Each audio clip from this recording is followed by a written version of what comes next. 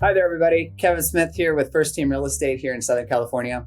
Today, I wanted to talk about some topics that have come up recently in the news, but also some scenarios that have come up with my deals going on here in the area. And that has to do with our 50-year mortgage that we've been hearing about as a way to get some properties sold and finance those properties, and then do price reductions versus maybe doing some pay downs, payouts, permanent buy downs. So we're going to go through some different scenarios here. And it's good for all of us, the buyers, the sellers, the realtors, and the lenders. Let's make these deals happen and get some more people in some houses. Let's jump right in. So the one big topic right now that we've been hearing about is this 50-year mortgage. Now, some countries do it. Some countries don't have any 50-year mortgages. They pay cash. But to make payments a little bit lower and to get more people in homes, this might be an opportunity for them to use the 50-year mortgage. Now, we're not going to debate if it's a good thing or a bad thing. But what I would like to go through is just kind of go over how it might work for a typical property. And let's say this is a $1 million property and we're doing a 20% down, and the interest rate for a 30-year mortgage is 6.5. Now, to expand this, it's a little more risk for the lender. So it's a 50-year is going to be a little bit higher. So the interest rate would be, let's say, 6.625%, 360 months versus now 600 months. If you'll see here, the payment would be $5,056 a month. And if you pushed it out for those 600 months, it would lower it to $4,585. So that's a significant difference. $471, it would lower the payment. That's quite a bit of money on a monthly basis, but the interest that you'll be paying over the next 5 years is $250,000 or $260,000. So for a 30-year fixed, they're going to be spending $1 million with that 6.5% over the 30 years. Versus the 50 years, it's going to jump up to $1,951,000. That's a tremendous amount of interest. This is not a great idea. You're going to be paying way more for the house after all this interest is paid. So if you're not being able to make the money to pay the payment, it might be an option. But other than that, obviously, I think this is not a good idea. So as you can see, over the life of the loan for 30 years versus 50, this is a substantial amount of interest that you'll be paying. It's not something that everybody should be doing. Obviously, we want to pay our homes off faster and not have to pay extra money in interest and maybe even invest that money instead. So always, talk to your advisors, your tax people, and then also your lenders. Do some what ifs. I know my clients, we like to do what if we do this, what if we do that, if we do this amount of money down over a life loan with the interest rate. This is an option, but just check with your advisors. All right, so this is another scenario.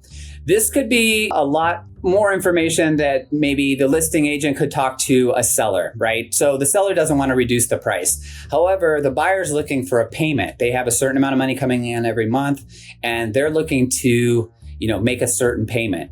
So this is an option. The permanent buy down is something that you can be doing when you're purchasing the property. So in this example, we have a property in Laguna Beach here that's $1,499,000. And they're going to be doing a 20% down loan. So they're going to come up with $299,000. And then they're going to take a loan amount out for the remainder of $1,199,000. And doing that buy down at 6.99%, their payment with P&I, principal and interest, would be $7,970. Now, if you did a buy down, this is a permanent buy down, then you would come up with the buy down amount, which would be $26,982, and that would buy the rate down from 6.99 to 5,999.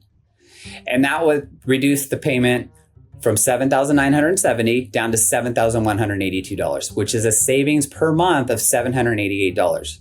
Now, that's a substantial amount of money that you could do with a buy down of $26,000. So on the right-hand side, you have the price reduction scenario.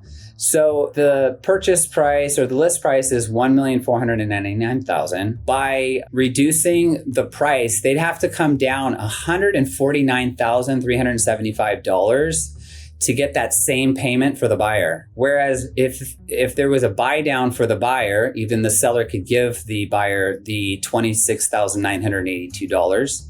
That would eliminating having to reduce that price of that home $149,000. If the seller pays for the buy down, it's only $27,000 instead of $149,000 in a price reduction. a huge amount of money for a seller to have to reduce, but a little bit of money for the buyer to still be able to buy the house and maintain that $788 savings on their monthly payment. Now, the other scenario here is a temporary buy down. Now, the same purchase price, same home in Laguna Beach is listed for $1.499. And the loan amount is still 20% down. So their first year, their buy down would be $4.99 for the first year, and their payment would be $6,440. Then the second year, their interest rate would go up a little bit, but it would be $599, and their payment would be $7,182. And then in the third year, through the life of the loan, it would be $6.99, and their payment would jump up a little bit for $7,970.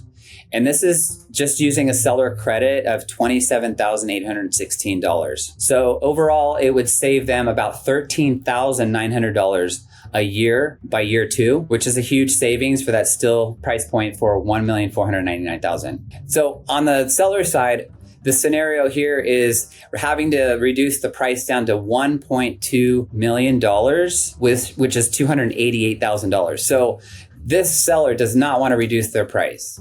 They're not going to want to reduce it that much, but the seller may pay for the buy down for the buyer to be able to buy their home with only $27,000.